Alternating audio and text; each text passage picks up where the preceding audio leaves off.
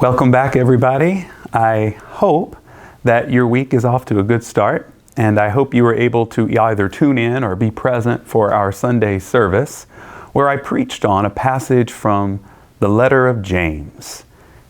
And I reminded everybody that James, despite its brevity, makes up for it in terms of intensity. There are something like maybe 59 exhortations throughout the 108 verses in the rather short book. But the particular passage from which I preached, I think, had a lesson for us and for all people.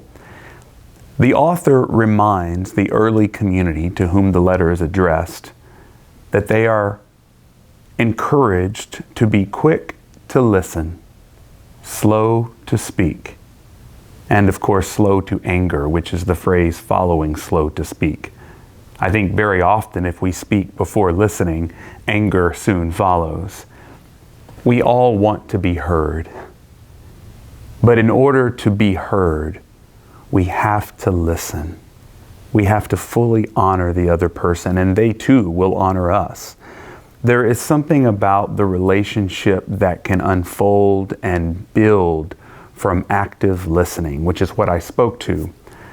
I can't think of how many times in my life I have over-talked or talked out of turn, not because I was being malicious, but I was being, let us say, undisciplined and inconsiderate.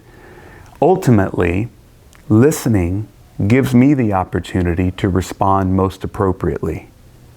But what I really wanted to do in those instances was simply to communicate what I thought. So there's a kind of implicit pride and ego involved in speaking all of the time and too soon. I recognize the irony.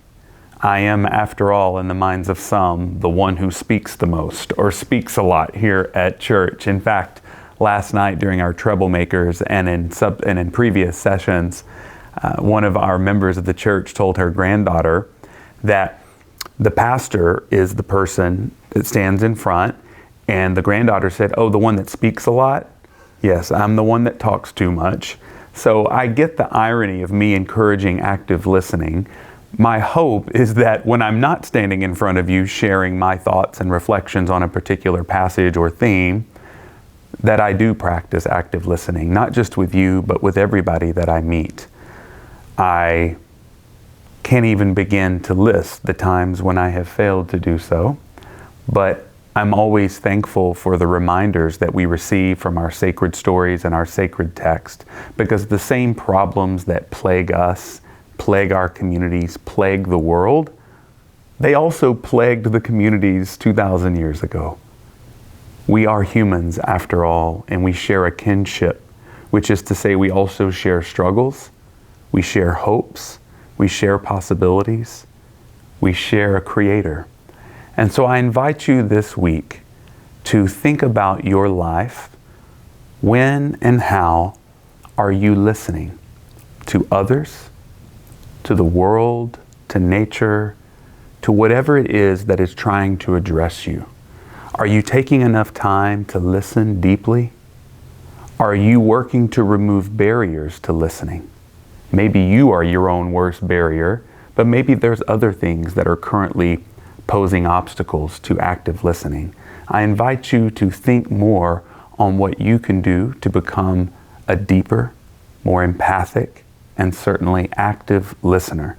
As the researcher that I was using for the composition of my reflection said, listening on purpose is a simple way to describe active listening.